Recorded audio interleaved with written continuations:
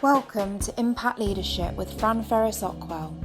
We chat with inspiring leaders who are doing business differently, shining a light on the change makers who are revolutionising the idea of leadership and showing us how and why profit, progress and purpose are all equally important.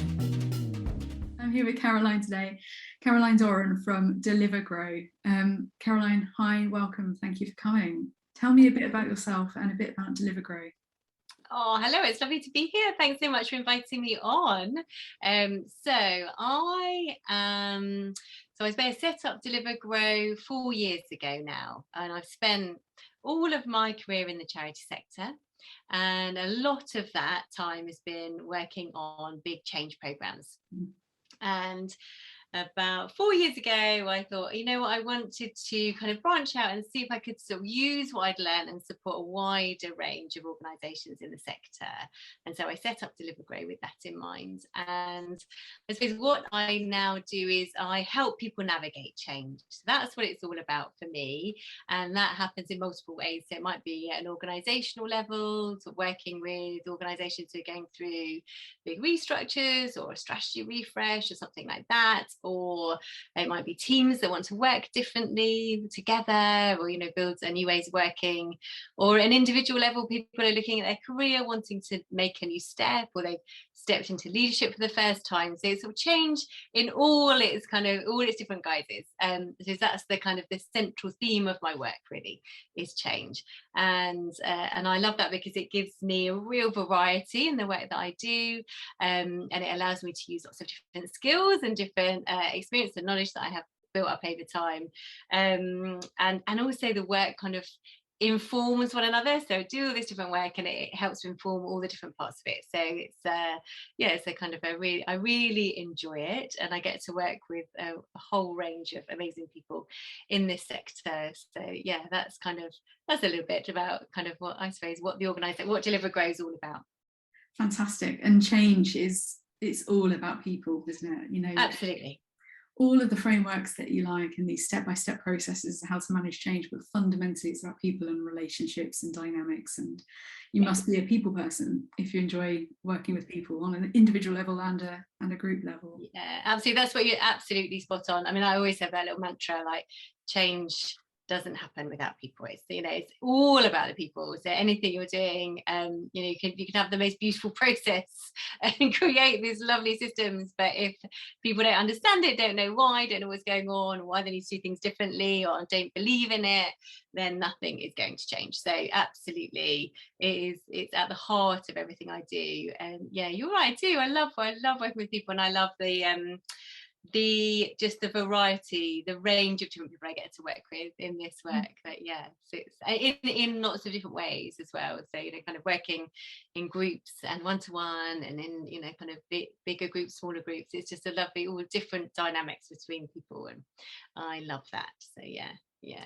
And is it mainly the charity sector that you work with, or do you work across sectors? Yeah, charity sector pretty much exclusively. Is where I do my work. It's kind of where I suppose it's where as I said, it's where I spent all my career. So it's a sector that I know, but it's also really important for me. We talk about kind of being purpose driven, and I talk about that a lot in my work. But it's really important to me. So that kind of working with organisations and people that have a real passion to make a difference in the world, that is what really lights me up and drives me. So that that's really important in kind of who I work with, is that it's those people that have that common values, I suppose, and where we want to spend our hours of the week that we're doing our work and making a difference in some way.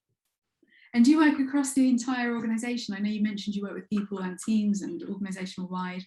Do you work with the board of trustees and individuals at every level, or is it exclusively with boards? How do you structure work? It's a real range, actually. So it's usually kind of engaged by kind of people at director level often. So that might be where I come into organisations, but then the work involves working with people throughout the organisation. My one-to-one coaching work primarily is kind of people at senior manager and head level. So people who are kind of either stepping into those roles for the first time and kind of new leadership challenges, and often that working with people who are kind of experiencing overwhelm. So it's a big focus of the work that I'm doing, and they're often that's when people come to me, where it's all feeling a bit too much, and so getting some support on that. And it's an interesting one with overwhelm, because I suppose I came to it, and it's an interest of mine, because we often find we're in it when it comes to change. Change and transition can really trigger those feelings of overwhelm. So it's sort of developed as an interest, I suppose, through seeing it so often. But yeah, so there's to answer your question, across all levels. And the charity sector, I suppose, the charity sector is in a perpetual state of change, isn't it? It's constantly responding to changes in policy. It's constantly struggling with funding and looking at different projects, and moving from one funding stream to the next. So I guess in many ways it's in a perpetual state of change. Do you find that overwhelm particularly is a big issue in the charity sector with the leaders that you work with? It is, and especially over the last couple of years, right? So it's been particularly intense, and the pace that people have had to make change happen, and some of that change involves some really, really tough decisions that I think that have taken their toll on across all levels in organisations. Absolutely, that I've seen it really a big impact from the last year is being that kind of that sense of overwhelm that people have been in. Particularly where people haven't really been able to get away from their desks. There are a lot of working like this on Zoom, we don't have the same kind of natural breaks that we would normally have, or we don't connect with people in the same kind of way, and it's very difficult to switch off. So I think all of that has exacerbated and resulted in some really kind of intense overwhelm. But it's not only through the pandemic, but didn't start then. And I think there is something about the sector, what we're here to do, and the fact that we are making differences in the world, that it can make it very difficult for people to switch off. It can make people very passionate, which is amazing, and that passion drives the way forward, but it also can lead to a negative. It can move into the negative when we don't take breaks, we don't look after ourselves, and all those kinds of things. So I think you're right, there's often a lot changing. We're responding to change in the sector. Also, I would like to think of us as the sector of change, where we want to make change in the world. So, we need to be as comfortable with change within our organisation as we are, because we want to make change everywhere. We want the world to be different than how it is. Right? That's why charitable organisations exist. So I think there's something about how we can frame that in the change that we want to make internally and externally in the world. So I think sometimes we frame the external change as positive, and the internal change as negative, and there's something about how we look and experience change and see it all for that wider benefit that can really help, and when we're kind of managing it. So I find my experience is that charity leaders try to do so much. They try to be everything to everybody, and they have so much to give and so much passion. Sometimes I see them burn out quite often, actually. I think there's a particular role that boards play in this process of managing overwhelm in their leadership. What are your observations around that? Have you had any experience of working with charity leaders and their boards together, or supporting leaders to deal with their boards or to communicate with them? Yeah, so the latter is normally where I'm at. So I'm not working so much with the trustees directly, but sort of, I suppose, coaching leaders to have those conversations with boards, and primarily that's around prioritisation. So actually, and it's so hard when you can see all the difference that you could make, to say we're going to focus in here, that's where we're going to make the biggest difference, and we are going to say no to things. And I think then because if you can't do that, it filters down through the whole organisation.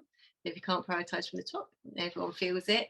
And also being able to have those open, honest conversations that might feel difficult about what those challenges are. And again, I think that's applies across the whole organisation, both at a leadership level, but right the way through the chain. That if where you have an environment where you can have those open conversations, then you are going to be able to support people effectively. And I think there's a huge role for trustees and boards to play there in creating the environment for open conversations, to ask the questions that elicit the open conversations, and being open to a no. that sometimes the answer is no, and being open to that, so I think there's it's a huge role for boards in there, and I think it sets the tone and the culture for the whole organisation around this stuff. But I think primarily for me, the role they have around clear vision, clear strategy to enable the whole organisation and its leadership to prioritise, that's got to be the number one. And then you start to really help people to step out of overwhelm, I think, at an organisational level. And so you're supporting people on a one-to-one basis for this, and you've also got the group coaching program, I believe, Thriving Leaders. So tell me about Thriving Leaders and how that came about. Oh yeah, thanks. So my work, I suppose, around where I've worked primarily around overwhelm has been in my one-to-one coaching work, and seeing so many common themes coming up, and kind of looking at seeing that the kind of roots of overwhelm are, some of it's cultural, some of it's cultural within organisations, within society, and also an individual level, particularly the women that I was working with. Thriving Leaders is a women's programme in the sector who were incredibly passionate, but also burning themselves out by giving and giving and giving, and not putting themselves on that list at all. And one of the key, so Thriving Leaders is based on kind of 4 pillars of thriving leadership. One of those is connection.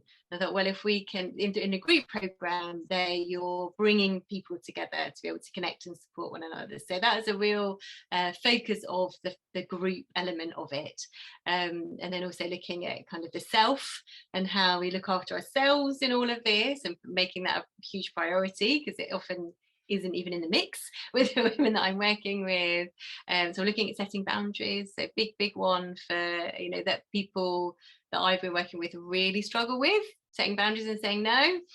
And then kind of looking at the vision, so the piece that I was talking about with the whole organisation, but on an individual basis, like what's really important to me.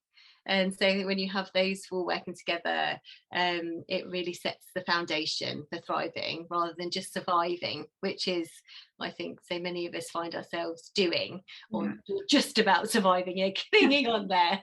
So it's a 12-week program, and I think for me, it's that magic of bringing those women together, hearing one another and hearing that they're not alone in a lot of the struggles and the challenges, but also being a real stand for one another in that, kind of seeing the best in each other that we don't always see in ourselves, Oh, it's just such a clever idea. I can really attest to this. So I used to run a charity in a previous life, and I once went on a residential course that the School for Social Entrepreneurs did. And it was a fantastic course. We got loads out of it. But the most valuable thing for me on that course was realizing that actually I wasn't the only charity leader who was really struggling to keep everything together, and to fulfill the ambitions that we had, to keep the money coming in, to keep everybody in their jobs, and to keep delivering the outcomes that we wanted to deliver. You have these kind of really ambitious targets that you, to a certain extent, you set for yourself. I mean, that's what, that's why you become a leader, isn't it? Because you've got that ambition and vision and drive. That sometimes I think we can put too much pressure on ourselves, and just seeing other people in similar situations, running similar size organisations, who were having, albeit with different beneficiaries and different focuses, the issues were the same. Issues around capacity and relationships and funding and all of that other stuff that's really kind of standard in the charity sector. And having an opportunity to come to someone like yourself who sits outside of the organisation, who can facilitate a conversation, but who doesn't hold any power over that situation, is really important.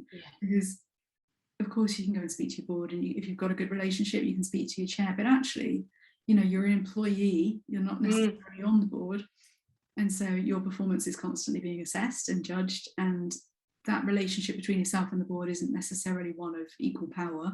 Having someone external and a group of people external who you can speak to and get support on a peer-to-peer level is invaluable.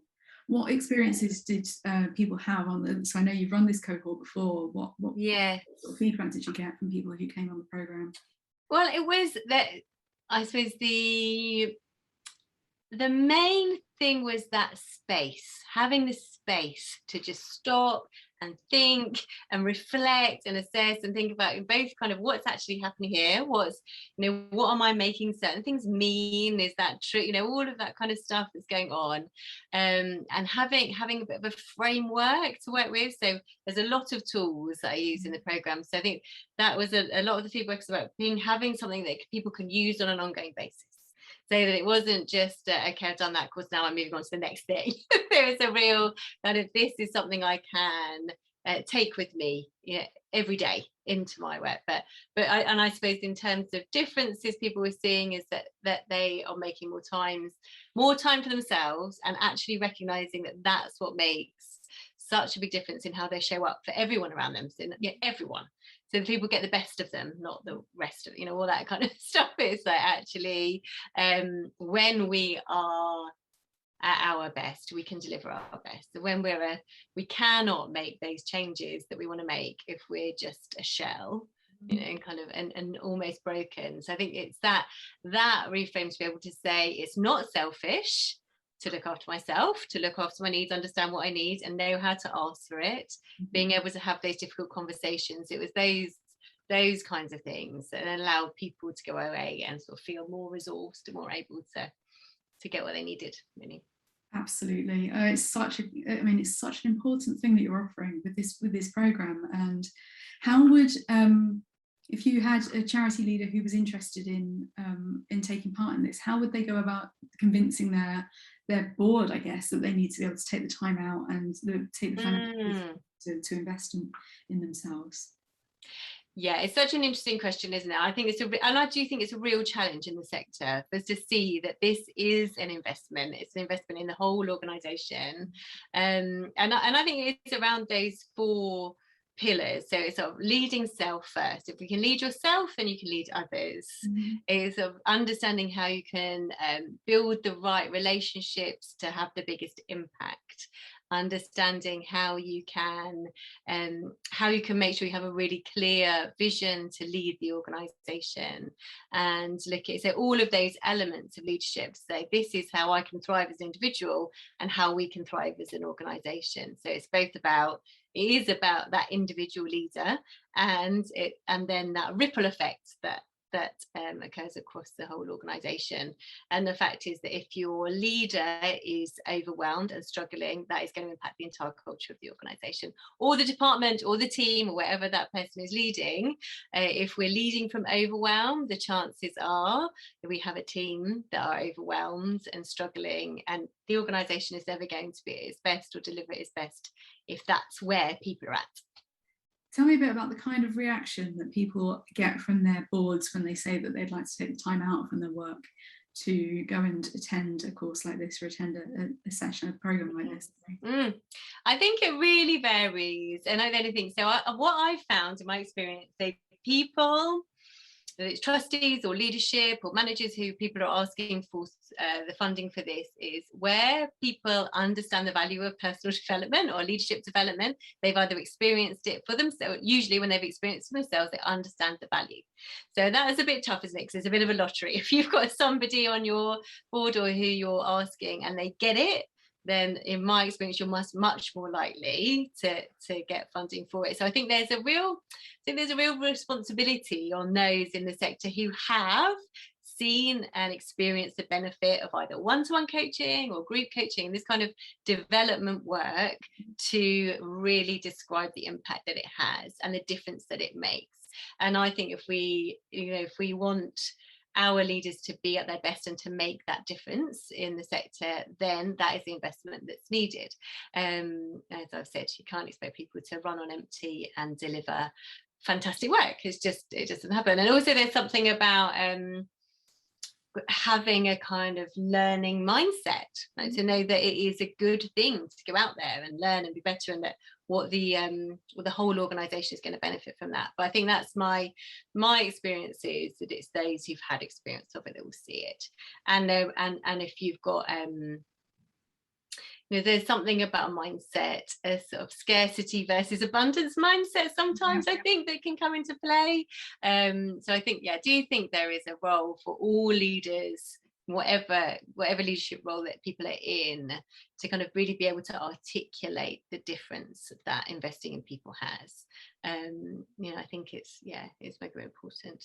I wholeheartedly agree with this, and it's something that I feel really strongly about. I think the charity sector in many ways could learn a lot from the private sector and even larger charitable organisations who really invest in their staff. And you have to remember that the CEO of an organisation in the charity sector is usually an employee. They're usually not a board member.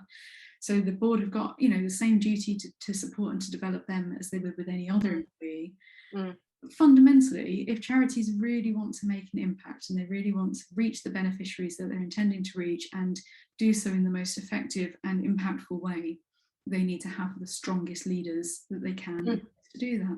And investing a very small sum of money in the future of their CEO is going to have a ripple effect all the way through their organisation. It's going to be such an enormous impact. They will have a CEO who's more resilient, who's got far more energy, who can see opportunities, who's building networks, and who's able to support their team to be the best that they can be. So, in terms of return on investment, whilst you can't necessarily measure it in the same way that the private sector could, we can see it. It's a tangible thing. We can see the impact of those charities who really invest and support their senior leaders to grow and to develop. So, for any trustees listening to this, there's a very, very strong business case to be made here, and I think you would do very well to support your senior leaders with a program like that. Absolutely. And I think there's something, isn't there, recently we hear a lot in the sector about, and across all sectors, about staff well-being and looking after people, and there's been a lot of how are we going to support people through this difficult time. But actually investing in people is a really tangible way to say we value you. We value you, and we value your well-being, and we want you to be at your best. And so I think if those kinds of messages are being kind of put out, then it's like, actually, what does that mean? What does that look like? And investing in people and their development is a way that it can actually be brought to life, I think. So when does your next programme start, Caroline?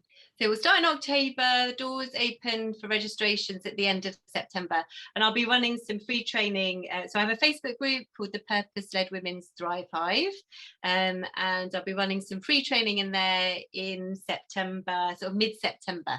So if anyone's interested in finding a bit about more about it and wants to get a flavour of it, that will be running over a few days in September. Fantastic. And so people can join your Facebook group and just get a feel for what you're offering and the type of training you have. And is the programme online, or are you going to be doing any face-to-face? Yeah, no, it's on Zoom. It's and there's a back end, so there's resources on an online portal. And it's 12 weeks, so 1 hour a week for 12 weeks. So it's a really manageable kind of book. But I think, like I said, the people from the previous cohort, we have a little mini Facebook group for the cohort, and so there's a space for ongoing support from me between sessions, and really importantly for one another. And that was really valued by the previous cohort. So it's lots of input, but there's also lots of conversation and connection and engagement in there as well. It's really lovely. That's the most important thing, isn't it, in all of this, when you can just speak to somebody else and realise that actually, I'm not alone. Other people are experiencing the same challenges and confused as I am. So and where can people find out more about how to sign up for the course? Do you have a website? Yes, I do. So you can go to my website, which is delivergrow.com, or if you have a look on my LinkedIn, so Caroline Doran on LinkedIn, there's information on there. So and I'll like I say, we'll pop into the Facebook group, and there'll be lots of information in the coming weeks around that, once I've had a few weeks off for my summer holidays. Looking after yourself and practicing what you preach. Exactly. It's very important. Fantastic. Okay, well, is there anything else you wanted to add, Caroline, before we wrap up? I don't think so. I think the most important for me, the thing to really think about is, if you're a leader in the organisation, whatever role, whatever level of leadership you are in, your state dictates the state of the people you are leading. So to really remember that and think about, what do I need to be looking after? What do I need to look after myself? Because actually looking after yourself, investing in yourself, or just looking after your own needs first, is going to have a ripple effect across everyone that you lead. So start with you. That's always my mantra. Start with you, and it all flows from there. I love that. I'm going to write that on a post-it note and stick it to my computer screen. Start with me. Yes, absolutely. Fantastic. Thank you so much, Caroline, for taking the time to speak to us. I'll put the notes for your website and the Facebook group and your program on the bottom of the blog that goes with this. And yeah, thank you very much for taking the time. It's really nice to chat. Thank you. Yeah, it's been really lovely to speak to you. Thank you. If you've enjoyed this episode of Impact Leadership, don't forget to subscribe and head to our website for more great content.